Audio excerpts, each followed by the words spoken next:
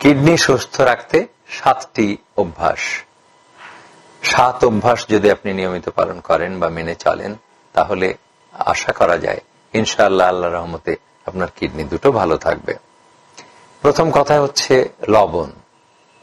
লবণ ছাড়া তরকারি বা লবণ ছাড়া খাবার তো আপনি খেতে পারবেন না, কিন্তু তার মধ্যে পরিমিতি।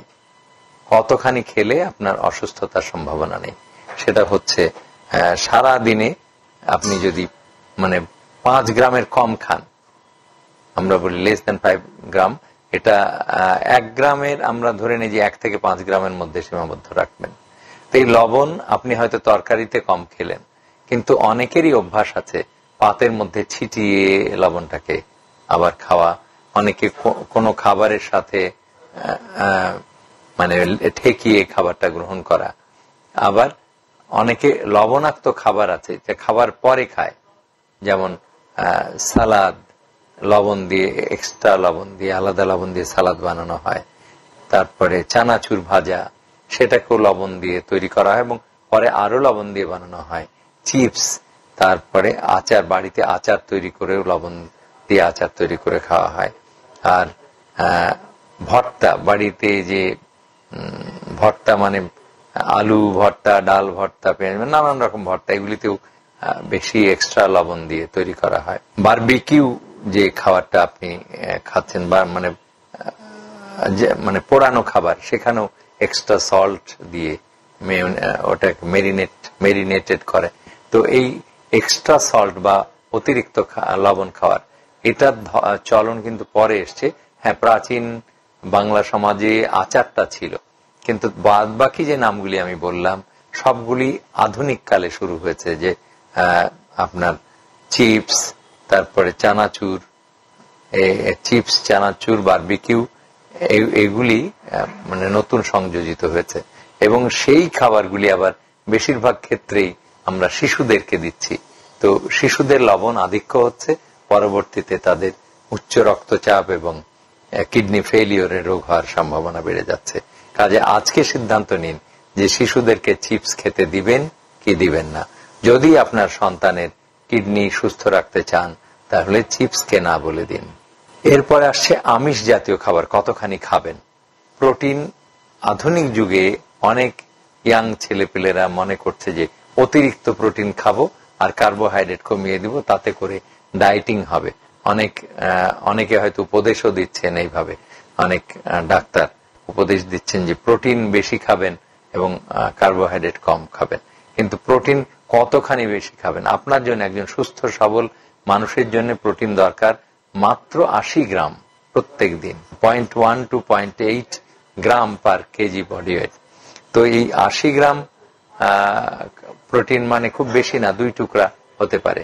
তো সেইটার বদলে আমরা প্রচুর প্রোটিন খেয়ে থাকি সাধারণভাবে।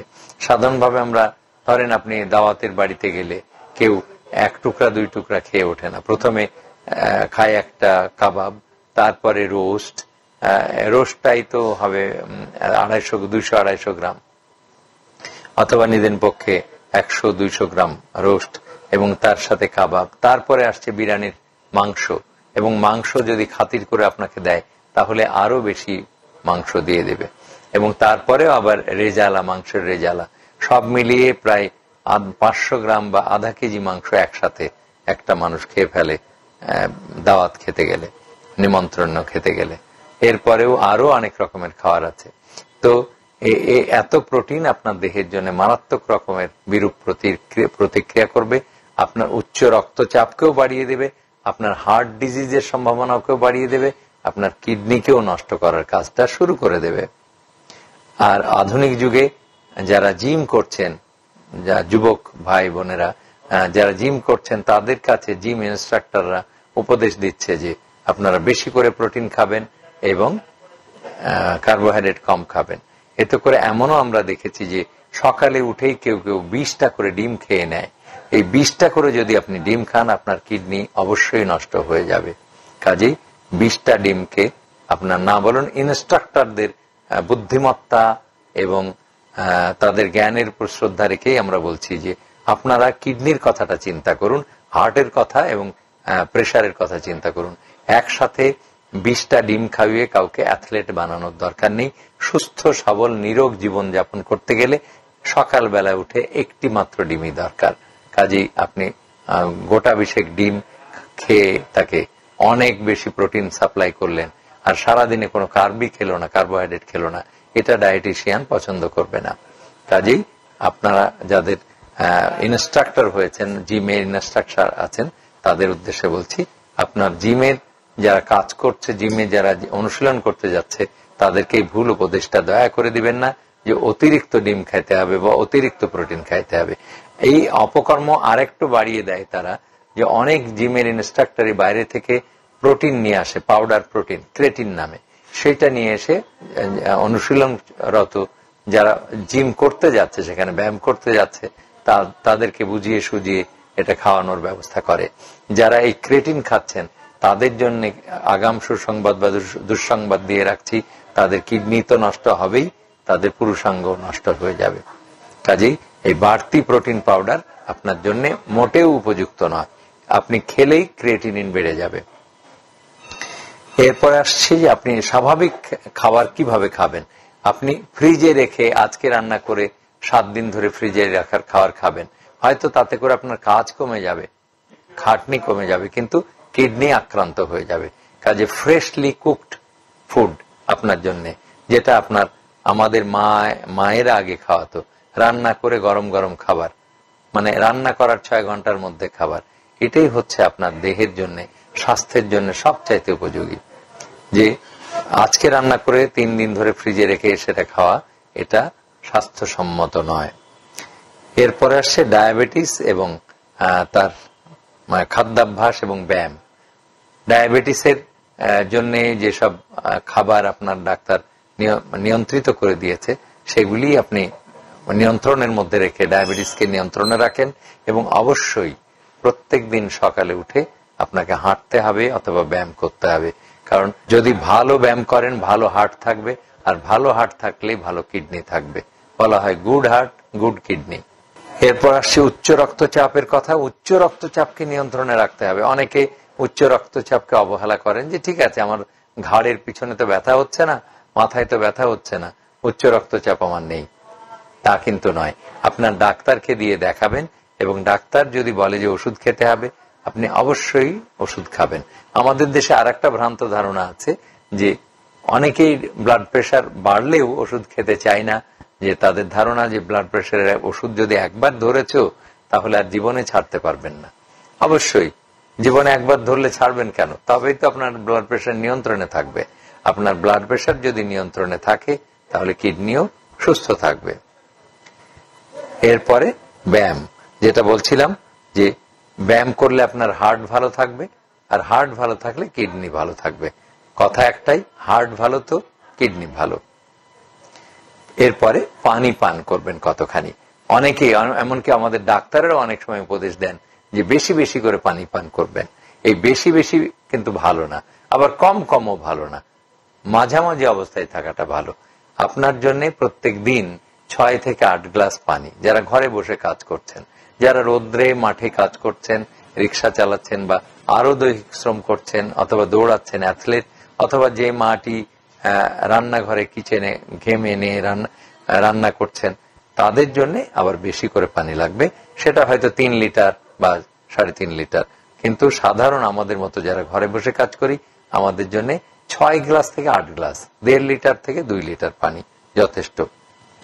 দাওয়াত খাওয়ার পরে আর একটা খাবার আপনারা খান, সেটা হলো পান মশলা, এবং অনেকে খুবই পছন্দ করেন। অনেক জায়গায় আমি দেখেছি, অনেক রেস্টুরেন্টের সামনে লেখা থাকে যে 60 রকমের, মানে কাপাসিয়ার তোকের একটা রেস্টুরেন্ট আছে, সেখানে মানে রেস্টুরেন্টের সামনেই ভিড় করে মানুষ কেনে যে তার 60 রকমের পান, মানে মশলা দিয়ে পান বানায়। এমনকি ঢাকাতেও আমি দেখেছি যে ওখানে আগুন জ্বালানো পান পাওয়া যায়, আগুন পান। এইগুলি বিলাসিতা করা মোটেও স্বাস্থ্যসম্মত নয়, কারণ পানের মধ্যে যেসব মশলা আপনারা ব্যবহার করেন, সেই মশলাগুলি আপনি হেভি মেটালস, এবং এরা কিডনিকে ক্ষতিগ্রস্ত করে। আপনি যদি একদিন খেলেন সমস্যা নেই, কিন্তু 7 দিন খান, আপনার কিডনি অবশ্য নষ্ট হয়ে যাবে। কাজেই জেনে হোক না জেনে হোক, যারা এগুলি প্রচার করছেন এবং গর্ববোধ করছেন, তারা কিন্তু জাতির ক্ষতিই করছেন।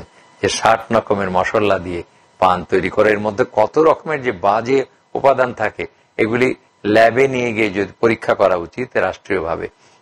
আমি এই অনুষ্ঠানের মাধ্যমে দাবি জানাচ্ছি যে এই যারা মশলা পান বিক্রি করে, তাদের প্রত্যেকটি মশলার মধ্যে কি কি উপাদান আছে, কি কি মেটালস আছে, সেগুলি মানে কি কি ধাতু দিয়ে সেগুলি তৈরি হচ্ছে, সেগুলি পরীক্ষা করা দরকার। কারণ প্রত্যেকটা ধাতুই হেভি মেটাল, এবং প্রত্যেকটা হেভি মেটালে আমাদের কিডনির ভিতর দিয়ে নিঃসরণের সময়, যখন ও কিডনির ভিতর দিয়ে পাস হচ্ছে, চলে যাচ্ছে, তখন কিন্তু কিডনিকে মেরে যাচ্ছে। অনেকটা এরকম যে চাচার বাড়ির পাশ দিয়ে আপনি যাচ্ছেন, একটা ঢিল ছুড়ে দিয়ে গেলেন চাচার বাড়িতে, তো এই ঢিল ছুড়ে দিলে কিডনি কিন্তু ভালো থাকবে না। কাজে পান মশলা খাওয়া বন্ধ করেন, কারণ হেভি মেটাল থেকে কিডনি ফেলিওর হতে পারে। আর তারপরে ধূমপানের বাজে অভ্যাসটাও ত্যাগ করতে হবে। ধূমপান থেকেও আপনার অ্যাথারোস্ক্লেরোসিস হচ্ছে। অ্যাথারোস্ক্লেরোসিস মানে নাড়িগুলি, রক্তের নাড়িগুলি সরু হয়ে যাচ্ছে, এবং রক্তের নাড়ি সরু হলেই কিডনি নষ্ট হচ্ছে। আর সবশেষের বিষয়টা হলো ঘুম। একটা মানুষকে সুস্থ থাকতে হলে অবশ্যই প্রত্যেক দিন 6 থেকে 8 ঘন্টা ঘুমাতে হবে।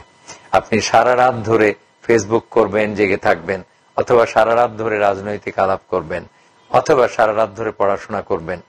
হতে পারে সাধনা করার জন্য রাত্রিটা খুব ভালো সময়, কিন্তু আপনাকে ঘুমাতেই হবে। দিনে হোক রাতে হোক 6 ঘন্টা থেকে 8 ঘন্টা ঘুমিয়ে নিতে হবে।